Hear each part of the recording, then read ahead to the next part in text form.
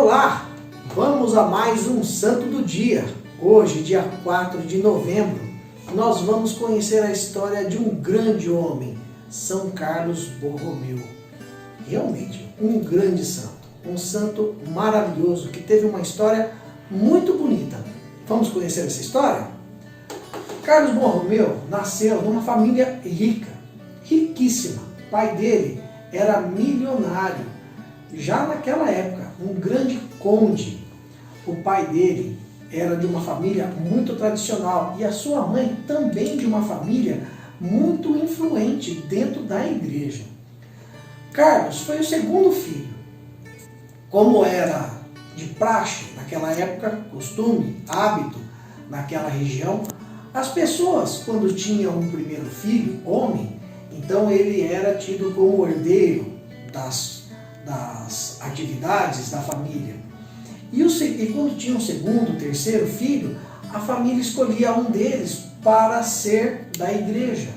E mandavam esse filho estudar para ser padre, para ser religioso.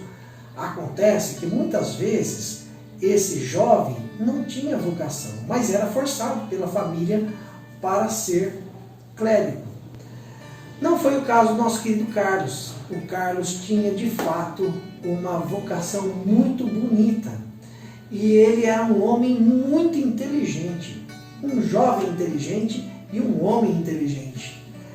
Ele se formou em Direito Canônico com apenas 21 anos de idade. Com 22 anos de idade, ele já criou um centro acadêmico de estudos que foi aprovado pela Santa Sé. Era de fato um homem extraordinário, muito à frente do seu tempo. E além da espiritualidade, da inteligência que ele demonstrava também uma caridade, um coração compassivo como poucos. Cuidava muito dos pobres.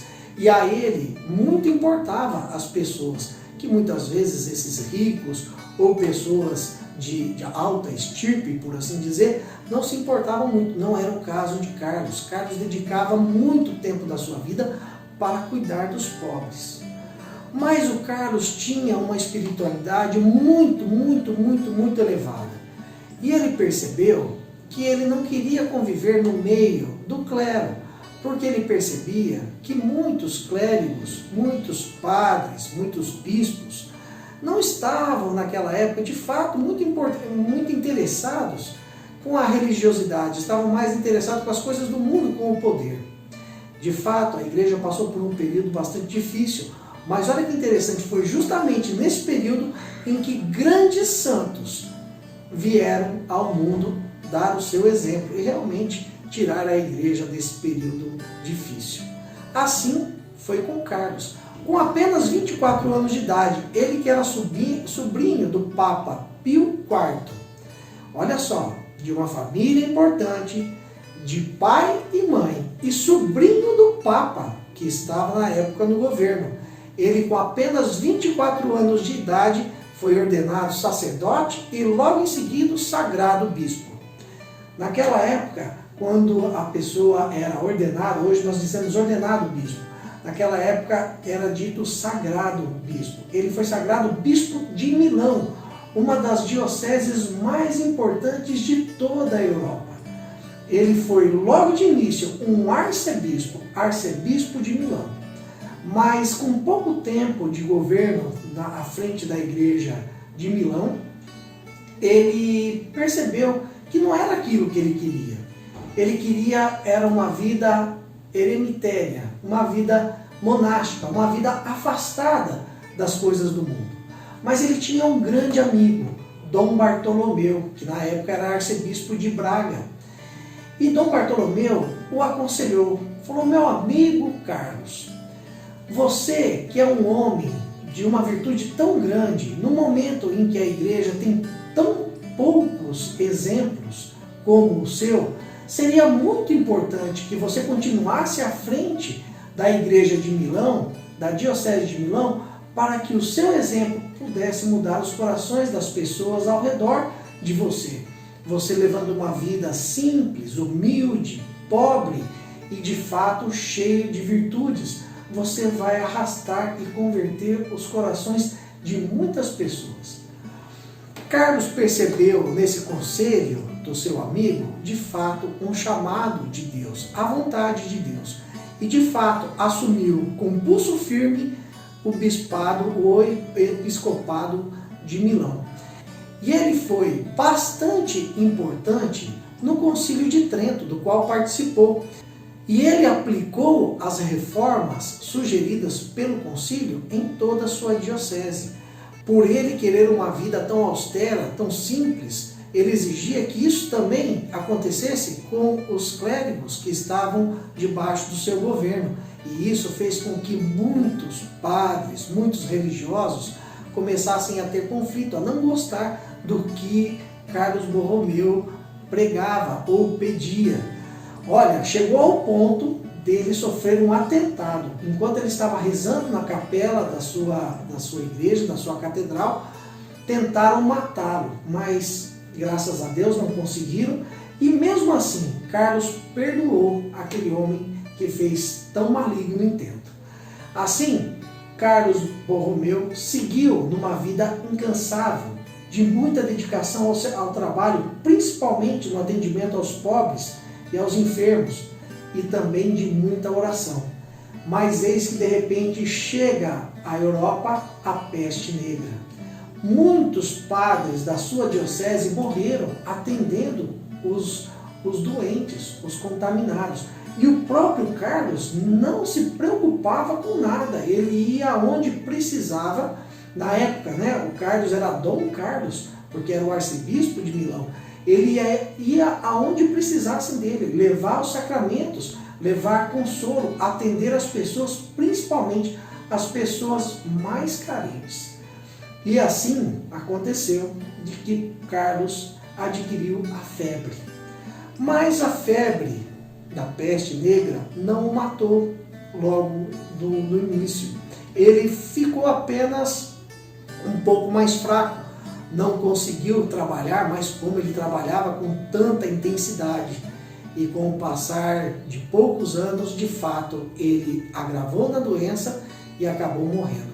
Morreu com apenas 46 anos de idade, mas com uma vida cheia de testemunho de fé, de evangelização e de diversos milagres que ele realizou em plena vida ainda. Com pouquíssimo tempo, ele morreu em 1588. Em 1610, ele já foi canonizado santo. Já tinha muitos milagres relatados e comprovados pela intercessão de São Carlos Borromeu. Uma outra coisa que é importante nós falarmos da vida de São Carlos Borromeu é que quando ele de fato resolveu escutar o conselho de Dom Bartolomeu, seu amigo, e assumir o bispado de Milão com muita força e empenho, ele usou os bens dele, da herança dele, que eram muitos. Ele era muito rico, ele recebeu muito dinheiro da família dele, que era uma família muito rica. Sabe para fazer o quê? Para construir escolas, hospitais, centros de atendimento, albergues para os pobres. Enfim, ele distribuiu o dinheiro dele para que as pessoas pudessem ter uma vida mais digna.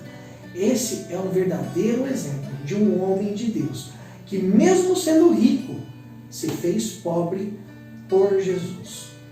Assim, nós temos a história de mais esse santo, São Carlos Borromeu, que deixou um legado maravilhoso. E eu gostaria de ler para você agora a oração que ele deixou escrita para o seu anjo da guarda.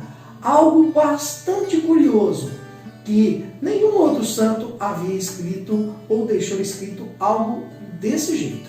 Vamos ver isso? Oração de São Carlos Borromeu dirigida ao seu anjo da guarda. Meu bom anjo da guarda, não sei quando e de que modo irei morrer. É possível que eu seja levado de repente, ou que, antes do meu último suspiro, eu me veja privado das minhas capacidades mentais. E há tantas coisas que eu queria dizer a Deus no limiar da eternidade. Por isso, hoje, com a plena liberdade da minha vontade, venho pedir, anjo da minha guarda, que faleis por mim nesse temível momento. Direis então ao Senhor, meu bom anjo da guarda, que quero morrer na Santa Igreja Católica Apostólica Romana, no seio da qual morreram todos os santos, depois de Jesus Cristo, e fora da qual não há salvação. Que peço a graça de participar nos méritos infinitos do meu Redentor e que desejo morrer pousando meus lábios na cruz que foi banhada com seu sangue. Que aborreço e detesto os meus pecados que ofenderam a Jesus e que por amor a Ele perdoo os meus inimigos, como eu próprio desejo ser perdoado. Que aceito a minha morte como sendo da vontade de Deus e que, com toda a confiança, me entrego ao seu amável e sacratíssimo coração, esperando em toda a sua misericórdia.